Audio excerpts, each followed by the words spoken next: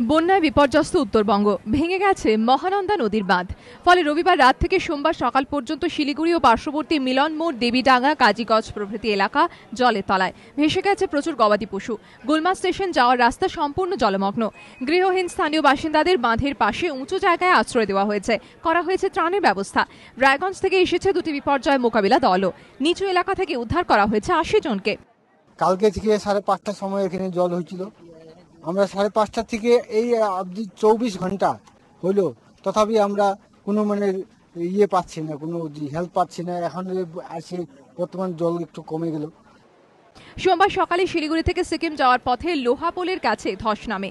1 ঘন্টার মধ্যে অবশ্য রাস্তা পরিষ্কার করা হয়। পাশাপাশি তিস্তা নদীর সংরক্ষিত ও অসংরক্ষিত এলাকাগুলিতে লাল সংকেত জারি করা হয়েছে। রেতি নদীর প্রায় 300 মিটার বাঁধ ক্ষতিগ্রস্ত চামরচি এলাকার বনবস্তি। জলমগ্ন প্রায় 1600 মানুষ। তিস্তা পাশাপাশি মালবাজারের চিল ও ঘিস নদীর অবস্থাও ভয়াবহ।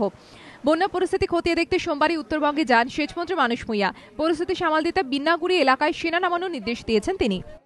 চিফ সেক্রেটারির সঙ্গে কথা বলেছি, দরকার হলে মিলিটারিরও হেল্প নেব। ডান দিকে চম্পাসারির কাছে যেটা ভাঙন হয়েছে তা মেরামতির জন্য ইরিগেশন দপ্তর এবং মিলিটারি একসঙ্গে কাজ করবে। ইফ নেসেসারি আমি শিলিগুড়িতে গিয়ে ডিভিশনাল কমিশনার, ডিএম, এসডিও, আমার দপ্তরের ইঞ্জিনিয়ারদের সঙ্গে কথা বলে ব্যবস্থা নেব। গতবারের তুলনায় এবছর উত্তরবঙ্গে স্বাভাবিকের থেকে 700 মিলিমিটার বেশি বৃষ্টিপাত হয়েছে।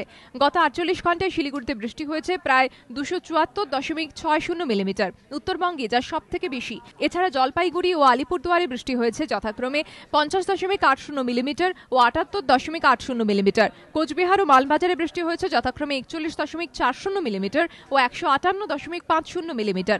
তবে সকাল থেকে বৃষ্টি না হওয়ায় পরিস্থিতির কিছুটা উন্নতি হয়েছে। সনদ ঝা ও রাজা চট্টোপাধ্যায়ের রিপোর্ট, এবিপি আনন্দ।